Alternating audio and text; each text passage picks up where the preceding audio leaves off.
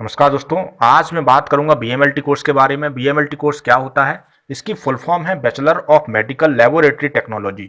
इसको करने के लिए आपकी कक्षा 12 में 50% मार्क्स होने चाहिए किसी भी विषय में। और यदि आप बेस्ट कॉलेज या बेस्ट इंस्टीट्यूट से करोगे तो आपके कक्षा 12 के साथ साथ जो आप बायोलॉजी से पास आउट होने चाहिए, तभी आप इस कोर्स को कर पाओगे बेस्ट कॉलेज से।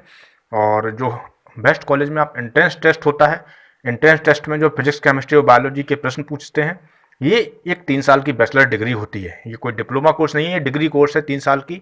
और ये 6 माह के सेमेस्टर्स के पेपर के हिसाब से ये होता है। इस प्रकार से आपको 6 पेपर देने पड़ेंगे 3 साल में। और आप यदि गरीब हैं, आप यदि गरीब श्रेणी के अंतर्गत आते हैं तो आपको स्कॉलरशिप भी मिलता है। और SC ST वालों के लिए अलग से अधिक स्कॉलरशिप इसमें दिए जाते हैं। तो जितनी फीस रहती है वो पूरी वापस हो जाती है। और जनरल कैटेगरी OBC कैटेगरी के रहते हैं, उसके 70 से 80% आपके स्कॉलर के तौर पे वापस मिल जाते हैं। इसमें आपका इनकम प्रूफ लगता है, इनकम सर्टिफिकेट।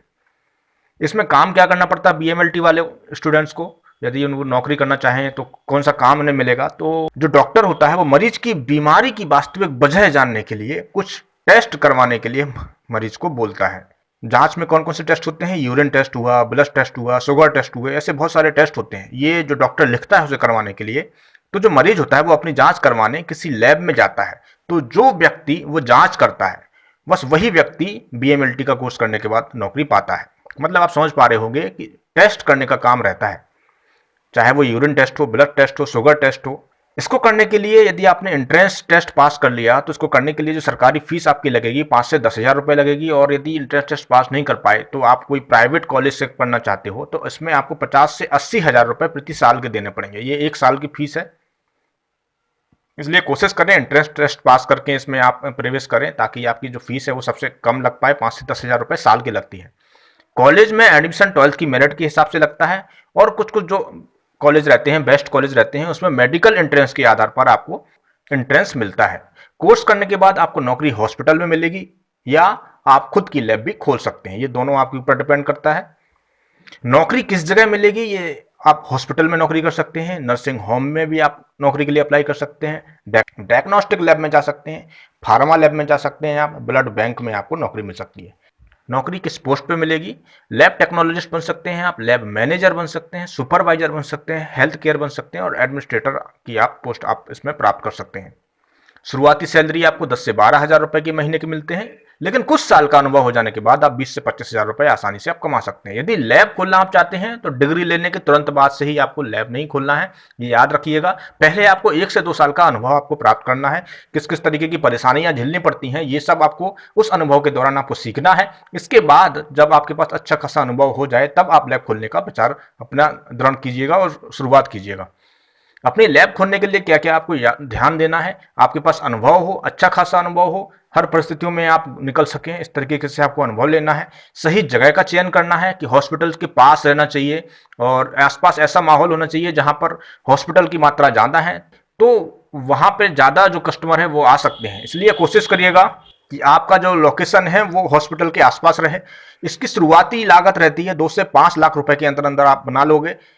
पैथोलॉजिस्ट डॉक्टर के साइन भी इंपॉर्टेंट रहते हैं। होता क्या है, टेस्ट आप करोगे और इस पे जो साइन रहते हैं वो डॉक्टर के रहेंगे। वही इसमें प्रमाण करता है कि हाँ, ये जो आपने टेस्ट किया, निकाला है किसी भी ब्लड का, तो वो सही है या गलत है। तो इसके लिए साइन की जरूरत पड़ती है। तो वो आप किसी ना किसी डॉक्टर को आपको अपना कुछ % देना पड़ेगा, ताकि वो उस टेस्ट पर आप मोहर लगा सके और वो आपकी जो टेस्ट है वो अप्रूव कर सके। इसलिए एक डॉक्टर आपका खास होना चाहिए। इसके बाद स्टेट और मेडिकल काउंसिल की कागजी कार्रवाई करवानी पड़ती है। ये दोनों अलग अलग है। मेडिकल काउंसिल के लिए क्या क्या डॉक्यूमेंट लगते हैं उनको आपको पूरा करना पड़ेगा। और जो स्टेट लेवल के, हर स्टेट की अपनी अलग अलग रिक्वायरमेंट रहती है, तो उसके हिसाब से आपको अपनी लैब जब भी खोलो तो ये सारी चीज़ें आपको ध्यान में रखना है। लैब टेक्नीशियन करने के फायदे क्या है? नौकरी की आपको बिल्कुल कमी नहीं है। आप अपनी लैब अपने गाँव या कस्बे में भी खोल सकते हैं। अपने जो आसपास के जो डॉक्टर हैं उनसे संपर्क बनाकर आप उनको कुछ % देकर, % इसलिए देना पड़ता है क्योंकि जो टेस्ट को पास उनको ही करना पड़ता है डॉक्टर को, इसलिए उन्हें अपना कुछ % देना पड़ता है। और यदि आपने ये व्यवस्था बना ली तो अपने गांव में या अपने कस्बे में भी आप लैब खोल सकते हैं। इसमें प्रमोशन बहुत जल्दी मिलता है। यदि आप नौकरी कर रहे हैं किसी प्राइवेट या गवर्नमेंट इंस्टीट्यूट में तो वहाँ पे आपका प्रमोशन बहुत जल्दी मिलता है। जैसे ही आप अनुभव प्राप्त कर लोगे तो आपको ये प्रमोशन जल्द से जल्द मिल जाएगा।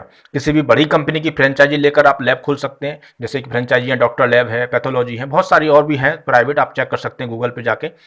मैं डिस्क्रिप्शन में भी डाल दूंगा, जहां पर आपको फ्रेंचाइजी के लिए कौन कौन सी कंपनियां प्रोवाइड करवा रही हैं।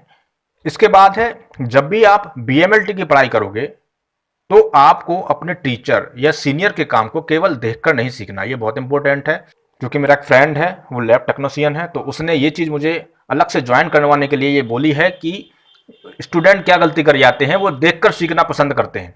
आपको करके सीखना है। जैसे भी जो भी टेस्ट होगा तो उसको टीचर की आपको निगरानी में आपको खुद टेस्ट करना है, तभी आप सही तरीके से सीख पाओगे।